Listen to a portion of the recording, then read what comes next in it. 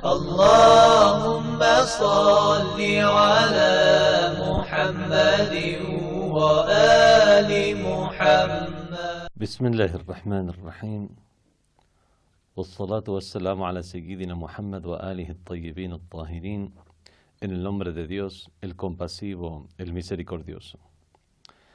Que las bendiciones de Dios sean con el profeta del Islam Muhammad y los inmaculados de su familia. Con esta sesión vamos a comenzar una serie de clases acerca de las diferentes corrientes y tendencias del Islam. Esto en árabe se llama al-Firaq wal-Madhahib, las corrientes y escuelas teológicas, y a veces se lo estudia bajo el título al-Milal wal-Nihal, que serían las confesiones religiosas y creencias. La ciencia o estudios de las diferentes escuelas religiosas es una de las materias más antiguas en el Islam. Las diferentes materias de estudio, de enseñanza, obviamente se han ido formando a través del tiempo, y esta es una de las primeras que tomó lugar, al punto tal que ya se la menciona como materia independiente dentro de la primera centuria de la Égira o calendario musulmán. Uno entre los factores que causaron el desarrollo de esta materia del Islam, podemos decir que está el hecho de la influencia que tuvieron las diferentes corrientes en la conformación de la comunidad islámica y la civilización islámica. Hay diferentes cuestiones a tener en cuenta para ver qué es lo que hizo que se dividieran estas corrientes, tomaran lugar y los musulmanes se dividieran en diferentes corrientes. Es necesario señalar que las escuelas del Islam se pueden dividir en cuanto a la teología, en cuanto a la jurisprudencia, o podemos dividirlas en lo que se refiere a las tendencias espirituales o las vías para el camino espiritual. Entre las corrientes teológicas están aquellas que optaron por el libre albedrío, aquellas que optaron por la predestinación, aquellas que optaron por una posición intermedia, aquellas que tienen una postura en particular respecto a la fe y sus alcances, la fe simplemente de corazón, de palabra o en actos. Si una persona no actúa en base a una fe, se puede decir que es creyente o no es creyente. Bueno, esos son temas de índole teológica y se han dividido corrientes en base a estos temas. Después hay otros temas que no tienen que ver con la teología, sino con la jurisprudencia, como, por ejemplo, las diferentes reglamentaciones que existen para la herencia, las diferentes condiciones para que tenga lugar un matrimonio, un divorcio, para que tenga lugar una compraventa y sea legítima un alquiler. Obviamente son cuestiones ya de jurisprudencia. Y podemos dividir también a las corrientes del Islam en cuanto a los diferentes senderos espirituales. si tienen, por ejemplo, el aspecto espiritual podemos decir, el aspecto espiritual en ellos es muy fuerte, como serían los sufis, o por lo menos es lo que se alega, o respecto a este tema, no han trabajado mucho, como pasa con las corrientes salafitas. Vemos entonces que, según el tema del cual tratemos, vamos a dividir las corrientes del Islam. En estas clases vamos a tratar las corrientes teológicas, no las de jurisprudencia. Y hay que entender bien la diferencia entre lo que es una corriente teológica, una corriente de jurisprudencia o una corriente en cuanto al sendero espiritual. Por ejemplo, en el mundo sunnita, en el mundo de los sunnis, hay 4 escuelas de jurisprudencia: la escuela hanafita, la escuela malikita, la escuela shafi'ita y la escuela hanbalita, llamadas así en honor a sus fundadores, Abu Hanifa, Malik ibn Anas, Ash-Shafi'i, ibn Hanbal. O sea, un musulmán de tendencia sunnita puede seguir cualquiera de estas 4 escuelas. Y en general, la mayor parte del mundo sunnita, sigue hasta hoy en día la escuela ash'arita de teología. Ya vamos a explicar después cuáles son sus postulados, lo que sostienen o sus alcances.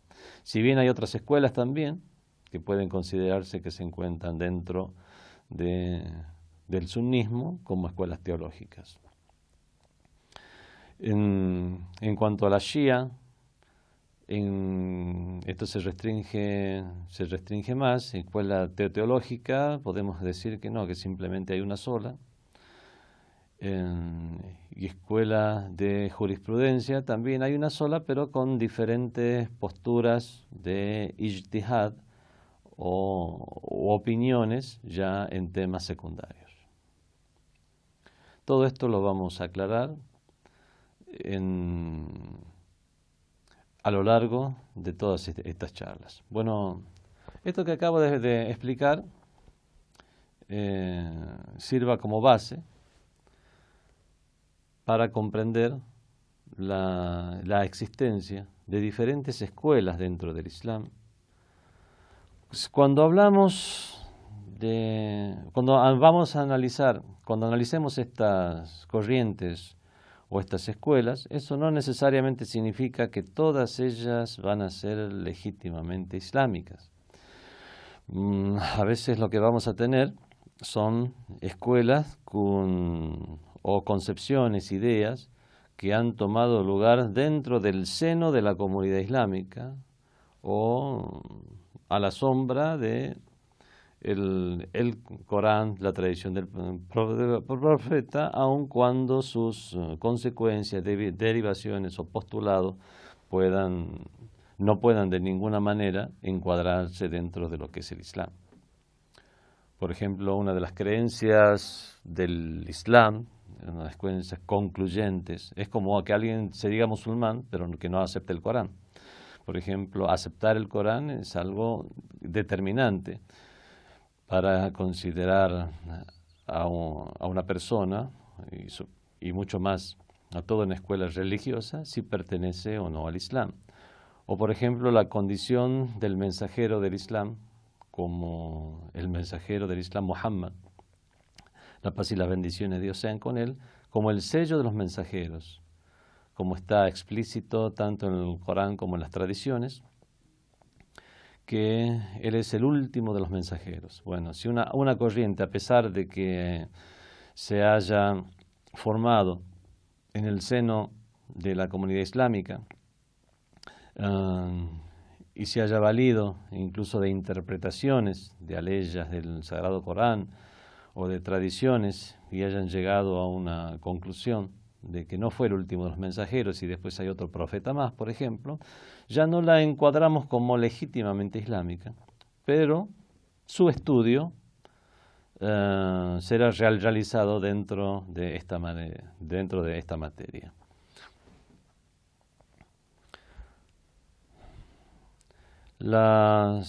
El estudio de las diferentes corrientes nos van a ayudar a comprender realidades del mundo del Islam. Hay dos materias diferentes. Una es la materia del estudio de las diferentes corrientes en el Islam y el otro es el estudio de la teología islámica. No hay que confundirlas, aunque estén muy emparentadas.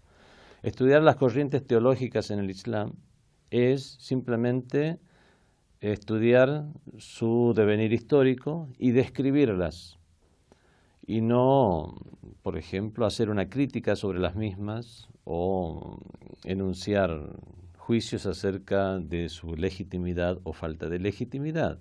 Para eso está el estudio de la teología. La teología sí ya se ocupa de argumentar respecto a una idea, a una postura, y presentar sus argumentos de la mente, de la razón, sus argumentos del Corán, de la tradición, y todos los demás indicios que puedan brindarle su legitimidad a un postulado. Pero esta materia en particular es simplemente describir las diferentes ideas o las diferentes corrientes que existen dentro de lo que se llama el mundo islámico.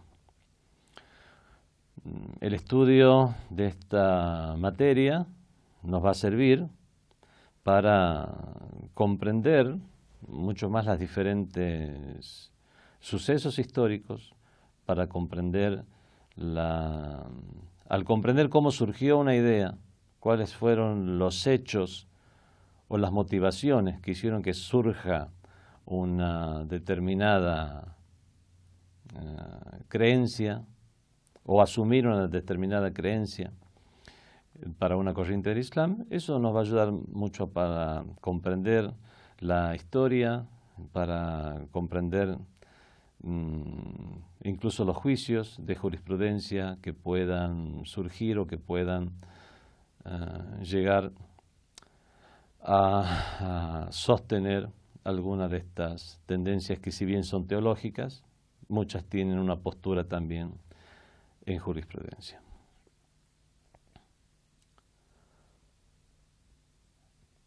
Vemos que hay diferentes tendencias y, por supuesto, cada una de estas ha tenido una razón de ser. Vamos a estudiar cuáles son las razones de ser, cuáles son los motivos por los que surgen las tendencias en general y si se aplican o no a las tendencias o aquellas que son enumeradas como tendencias en el Islam. Esto es en general lo que vamos a ver dentro de este curso. Comencemos por el mismo nombre de la materia. En el mismo nombre de la materia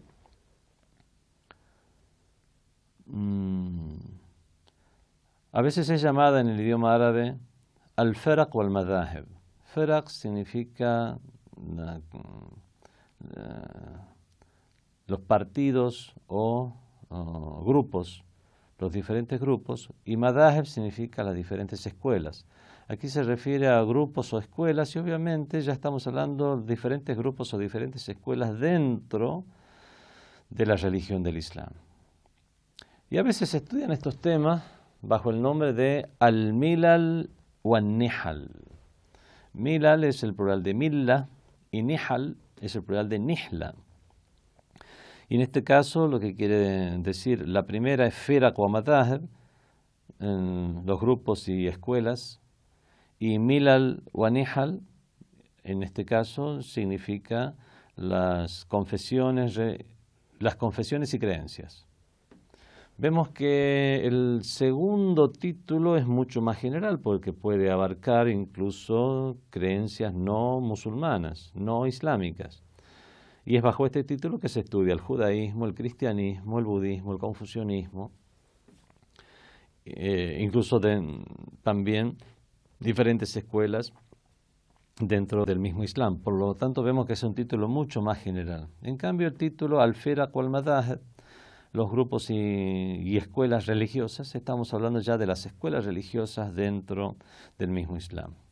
Para este caso, que es nuestro curso, va a ser indistinto el uso de los diferentes títulos porque vamos a estudiar únicamente las corrientes del Islam y más específicamente las corrientes teológicas.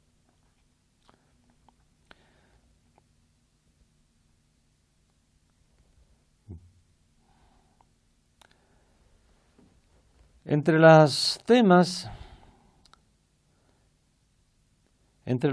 que vamos a ver es el por qué surgen las diferentes tendencias. Una de las cuestiones por las cuales puede surgir una tendencia es por las diferencias respecto a una concepción histórica. Por ejemplo, lo que tuvo lugar en la primera gran división que se dio en el Islam, que es al fallecer el profeta del Islam. Al fallecer del profeta del Islam, una diferencia en cuanto a la concepción del califato o imamato, a quién le correspondía, si había sido designado por Dios o no, cuáles son los alcances del mismo, el alcance simplemente político y social, o también su alcance es religioso, además de ser político y social. Vemos que esta fue la primera de las divisiones que tuvieron lugar dentro del Islam.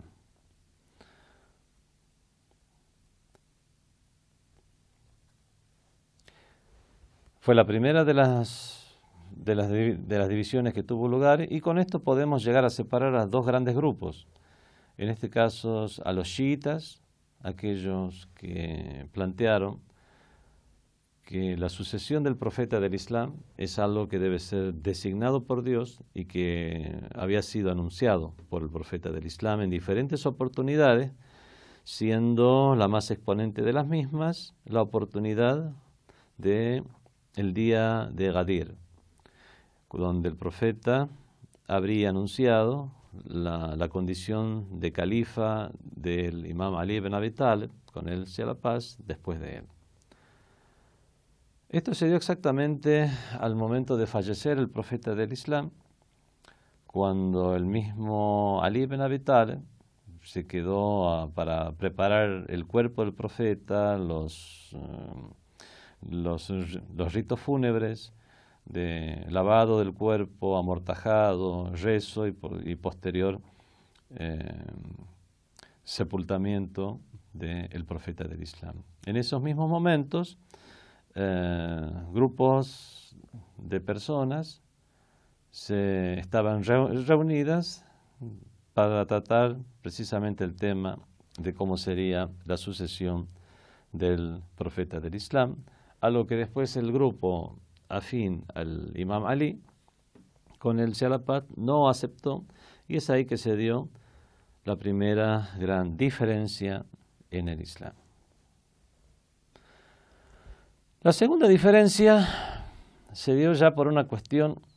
Entonces vemos que la primera es una diferencia que más que nada para estos grupos de personas que se reunieron inmediatamente para ver cuál iba a ser la jefatura del Islam, fue una diferencia que tuvo sus motivaciones políticas. La segunda de las diferencias que surgieron en el Islam ya fueron por cuestiones ya meramente teológicas, no en su inicio, sino en la concepción de la idea que tomó lugar, que es los alcances de la fe y de la incredulidad. ¿Quién es el incrédulo? ¿Quién es el musulmán? ¿Se considera musulmán, por ejemplo, a una persona que es pecadora, que comete grandes pecados o no? una persona que simplemente tiene fe de corazón, pero en la práctica no realiza ninguna práctica islámica, se puede considerarla musulmán o no. Están los que se fueron a un extremo a decir que únicamente es musulmán aquella persona que cree de corazón, lo dice de palabra y practica el Islam, y cuando no llega a realizar alguna práctica de Islam, inmediatamente se sale de los límites del Islam y es considerado un incrédulo. Y estuvieron las ideas contrapuestas en las cuales simplemente se afirmaba que lo que se creía o tenía en el corazón, aun cuando no se realice ningún tipo de práctica o se cometan pecados y desobediencias, no importa a qué nivel y a qué límite, una persona seguía siendo musulmán. Vemos que este segundo tema sí ya es una cuestión netamente teológica en su formulación, si bien no en la forma en que llegó a tener lugar, que ya la vamos a explicar posteriormente. Con este segundo tema se crearon grupos, por ejemplo, como lo de los jariyitas, los jawares, que fueron aquellos que sostuvieron que cualquier pecado, gran pecado o pecado capital que un musulmán cometía, inmediatamente eso ya lo convertía en un incrédulo. Surgieron en oposición a ellos, como una reacción, los murji'a, que sostenían que el solo hecho de tener fe de corazón, no importa qué nivel de pecados uno pueda tener, una persona permanece dentro de su condición de musulmán. Y están aquellos que adoptaron una posición intermedia, en el cual dijeron, no, un musulmán que comete pecados ni es ni un creyente, ni es un creyente íntegro, pero tampoco es un incrédulo. Podemos decir que es un musulmán corrupto. Y adoptaron una posición intermedia. Vemos que todo gira en relación al mismo tema, que son los alcances de la fe y de la incredulidad. Después surgieron otros temas en relación a la predestinación y el libre albedrío. Los seres humanos estamos predestinados desde la antigüedad. Dios, en su conocimiento eterno, ya sabía desde antes de la creación de los cielos y las tierras de cuál iba a ser la elección de los seres humanos. Por lo tanto, los seres humanos no tienen otra alternativa más que elegir lo que Dios ya lo sabía. Por lo tanto, las cosas se dan de manera predestinada. Esos, por ejemplo, fueron grupos en el Islam que desaparecieron a lo largo de la historia, llamados para hacer una traducción general, los partidarios de la predestinación, más los ash'aritas, que continúan hasta hoy en día como tal, y en oposición a los mismos, los mu'tazilitas, que sostuvieron el libre albedrío absoluto del ser humano en todas sus acciones. Como tercera postura están los shias o imamitas. Cuando se habla de temas de teología, las posturas del shiismo decimos los imamitas.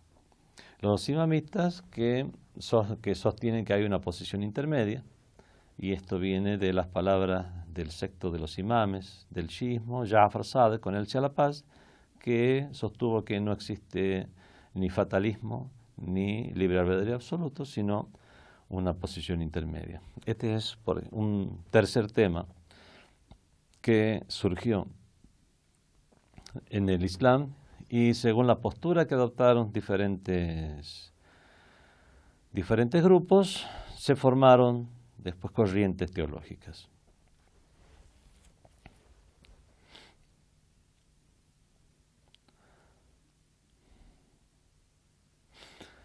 Los libros que se escribieron respecto al tema, bueno, como dije, desde la primera centuria ya se habían escrito varios libros. Muchos de estos libros, lamentablemente, fueron escritos no de una manera imparcial, sino, lamentablemente, de una manera tendenciosa. Hay una narración del profeta del Islam, no muy estable, no muy sólida, bueno, eso ya es otro tema. Sea estable o sea sólida o no, hay una narración del profeta del Islam que dice que los judíos se dividieron en 71 grupos, que los cristianos se dividieron en 72 grupos y los musulmanes se dividirán en 73 grupos, siendo la firqatun najiha, siendo el grupo triunfante, o correcto, uno solo de esos 73. Por lo tanto, esos autores trataban incluso de elaborar grupos para llegar hasta el número 73. Dentro del shiismo, por ejemplo, trataban de dividir lo más posible o denominar diferentes grupos dentro del shiismo. El imam Ja'far Sadiq, por ejemplo, tenía algunos compañeros que eran sabios en su época, como Zurara ibn Ayun, como el Mufaddal ibn Omar. Y entonces vemos algunos autores que decían dentro del shiismo están las subdivisiones de los partidarios de Zurara, el zurarismo, o los partidarios del Mufaddal, al Mufaddalía, o el mufaddalismo. Bueno, es cuando esto es algo que realmente no tiene realidad, no tuvo realidad. Ellos fueron alumnos del imam Ja'far Sadiq, alayhi salam, y con la presencia del imam y de los imames posteriores, y siendo ellos duodecimanos, nunca se hubieran atrevido a elaborar algo, unas ideas o sostener algo diferente a lo que sostenían sus imames. Lo que sí eran sabios del Islam y lo que tenían discusiones teológicas con otros sabios musulmanes de su época, pero no necesariamente una postura, al contrario, no tenían ninguna postura independiente de sus maestros o imames que ellos mismos consideraban inmaculados. Entonces vemos que algunos autores de una manera arbitraria, tanto para la creación imaginaria de grupos dentro del Islam, se esforzaban en ello, como también por una manera tendenciosa y no simplemente descriptiva, imponían incluso algunas creencias, demonizar a grupos, y en esa demonización de grupos, si bien describían realidades de esos grupos, algunas posturas, como son seguidores del libre albedrío o con respecto a la fe, ellos creen que tienen estos alcances, pero hacían algunos agregados que ya no es propio de ninguna religión, como por ejemplo tal o cual secta considera lícito las relaciones íntimas, incluso entre hermanos, o entre una madre y un hijo, y ese tipo de cuestiones, donde ya son acusaciones absurdas, porque no tienen ningún tipo de fundamento, ni ningún tipo de fuente incluso, sino más que la acusación de esos autores. Nosotros hacemos hincapié en ello porque lamentablemente muchas de estas confusiones fueron equívocos, fueron arrastrados en el tiempo, y hoy en día hay grupos que acusan a otros de tener tal o cual actitud, cuando en realidad no la tienen. Ni hay creencias, ni actitudes, ni mucho menos costumbres reñidas con la moral.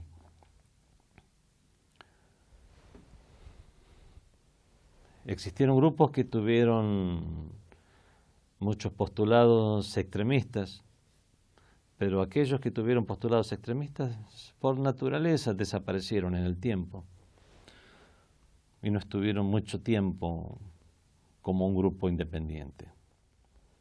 Es más, a pesar de que pueda ser realidad, pueda ser verdadero este hadiz acerca de que los judíos se dividieron en 71 grupos, los cristianos en 72 y los musulmanes se dividirán en 73, de los cuales un solo grupo será el grupo triunfador.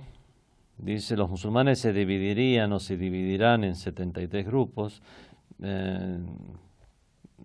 al no tampoco establecer un tiempo para este hadiz. Estas divisiones pueden darse incluso hasta el final de los tiempos, por lo tanto, incluso hay grupos que todavía pueden no haber surgido y que pueden formar parte de estos 73 si es que el hadiz fuera correcto. Por lo tanto, vemos que ese empecinamiento en tratar de localizar 73 grupos de esos autores y más 1000 años atrás, vemos que es algo realmente que no tenía lugar.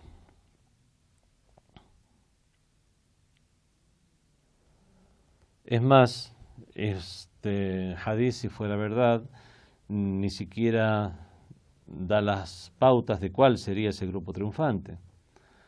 En cambio, tenemos otros hadices del profeta donde nos dice cuáles son los grupos que estarán en la línea correcta, que son aquellos grupos que, estos son hadices ya aceptados por todas las corrientes islámicas. Y, por lo tanto, no es una postura arbitraria impuesta a los demás musulmanes, sino que todos los musulmanes reconocen, por ejemplo, el hadiz de Saqalain, donde el profeta dice: dejo entre vosotros dos cosas, el libro de Dios, wa'itrati, inni tariku fikum Saqalain, kitab Allah wa'itrati, el libro de Dios y mi descendencia, ma in tamassaktum bihima lan tudillu ba'di, mientras os aferréis a ambos, no os desviaréis después de mí.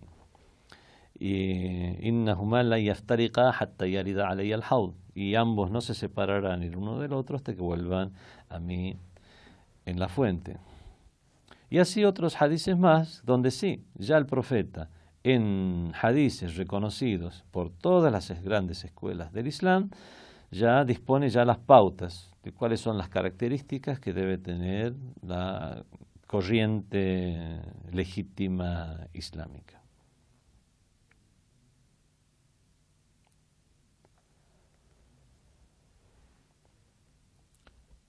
Vemos que entonces tenemos que tratar de hacer la separación entre la imposición de ideas a otros cuando estudiamos este tema. Este tema es simplemente descriptivo.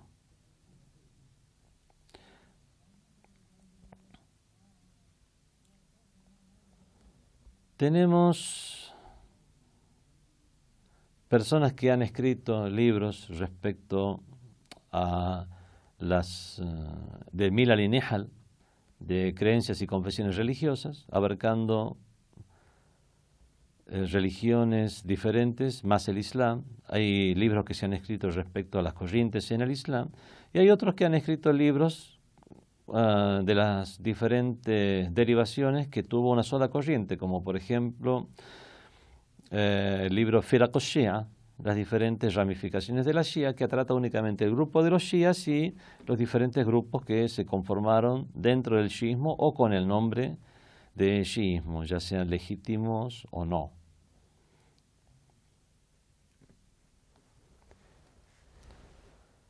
Las causas del surgimiento de estos grupos dentro del Islam. Hubo muchos factores que ocasionaron el surgimiento de estos grupos. Saber cómo se conformaron estos grupos es muy importante para ver cuáles fueron las causas reales. Si tenemos, por ejemplo, un suceso histórico que causó el surgimiento de un grupo, eso nos puede dar la pauta de la legitimidad de una idea, o si no fue una idea forzada. Doy un ejemplo. En la batalla de Siffin, cuando el califa Ali ibn Abi Talib, cuando era califa, el imam Ali ibn Abi Talib siendo califa, fue a la guerra con Muawiyah, quien no obedecía al califato y tenía su propio ejército, y provocó una gran división dentro del Islam al no obedecer al califa legítimamente establecido según cualquier corriente del Islam, ya sea la corriente que diga que el califa debía ser establecido por Dios, como dicen los chiitas, se refieren al imam Ali, o aquellos que dicen que debía ser elegido por Ahlul Fasl wal Aqd, o aquellas personas que tienen la prerrogativa para tal elección, como los compañeros del profeta y otros. Bueno, según los dos criterios, el imam Ali ibn Abi Talib fue elegido como califa de los musulmanes. Por lo tanto, se consideraba Muawiyah rebelde, y en la guerra contra Muawiyah hubo un grupo que se dejó engañar por algunas tramas y astucias como las que hizo Amr ibn As, el asesor de Muawiyah, de ponerle el Corán en la punta de las lanzas al ver que estaban por perder la guerra, para pedir que se detenga la guerra y que sea el Corán el que juzgue cuál es la parte que tenía la razón.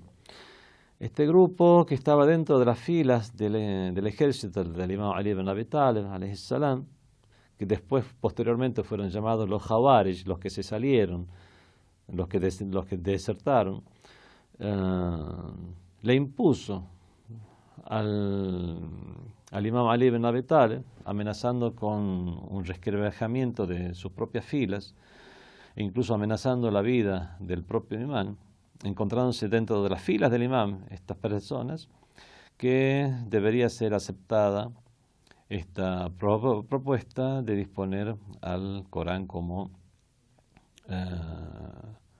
juez del pleito. Después ellos mismos se arrepintieron de tal decisión, dijeron: nosotros hemos hecho un acto malo y nos arrepentimos. Ali, también debes abandonar ese compromiso que hiciste como Muawiyah de ser el alto el fuego, y tienes que arrepentirte porque también hiciste un acto malo.